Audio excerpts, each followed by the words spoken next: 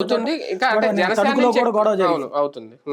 కాబట్టి ఓవరాల్ గా చూసుకుంటుంటే ఏంటంటే భారతీయ జనతా పార్టీ వాళ్ళు మరి తమ నాయకులు పౌరుషం పోయిందో లేకపోతే కార్యకర్తల్లో ధైర్యం పోయిందో ఏందో ఒకసారి వాళ్ళు ఆత్మవిమర్శ చేసుకుంటే బెటర్. అంటే అదే ప్లేస్ లో జనసేన అభ్యర్థో జనసేన నాయకుడు ఉండుంటే సీన్ వేరే రకంగా ఉండేది. ఏముందండి వాళ్ళు కూడా అంతే. వాళ్ళు తణుకులో నేను వాళ్ళది తీసి అవతల పడేశారు. ఏం చేశారు? ఉమ్, పోతిని మహేష్ వెళ్ళి కూర్చోవాలి అవతల. ఉమ్, అంతే. ఉమ్, ఇప్పుడు ఏంటంటే ఓవరాల్ గా ఎన్నికలు అయిపోయాక ఆధిపత్యం ప్రదర్శించడం 2014లో చేసింది తెలుగుదేశం. ఉమ్, 2014కి ముందు తెలుగుదేశం పని అయిపోయింది అనుకుంటున్న టైంలో ఉమ్, అందరూ ఒద్దిగ్గా ఉండి 2014 పొత్తులప్పుడు ఇంత గొడవ రాలేదు.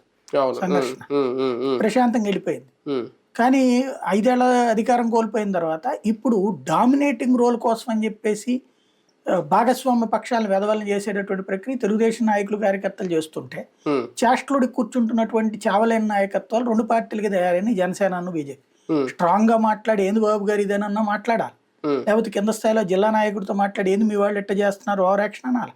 ఉమ్, పురంధేశ్వర సమక్షం తీసి అవతల పడేస్తే ఉమ్, మాట్లాడలేనటువంటి పరిస్థితుల్లో ఆవిడ ఉందంటే ఉమ్, అంటే ఆవిడ అర్జెంటుగా ఎంపీ అయిపోయి కేంద్ర మంత్రి అయిపోవాలనుకుంటుంది తప్పించి అక్కడేమి పార్టీ పరువు అదే ఏం అవును. ఆలోచించట్లేదు. అదే కదా.